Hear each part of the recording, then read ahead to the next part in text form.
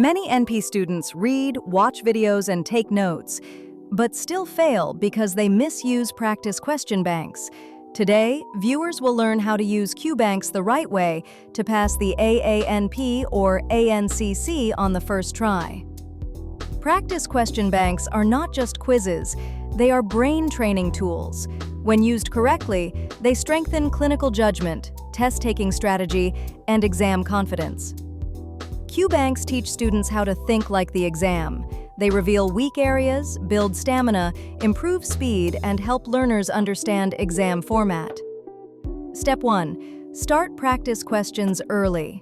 The biggest mistake NP students make is waiting until they finish studying everything. Early practice exposes weaknesses and builds confidence. Step 2. Blend content review with practice. The most effective cycle is learn the topic, practice topic-specific questions, review explanations, reinforce knowledge, and repeat. Step 3. Review every explanation, even for correct answers. The explanation matters more than the score. This helps learners understand why the correct answer is right and why the others are wrong. Step 4. Track performance by system and category. Students should monitor accuracy in cardiac, endocrine, pulmonary, women's health, pediatrics, psych, gerontology, diagnostics, pharmacology, and professional roles. Step 5. Use timed and untimed modes strategically. Start untimed to learn concepts. As exam day approaches, shift into timed sets to build speed, stamina, and pacing control. Step 6. Never memorize question banks. The AANP and ANCC do not repeat their questions.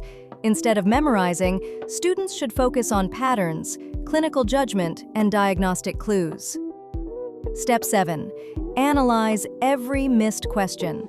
Learners should document why they missed it: misreading keywords, missing differentiators, confusion between similar conditions, or jumping to treatment too soon. Step 8. Take full-length mock exams.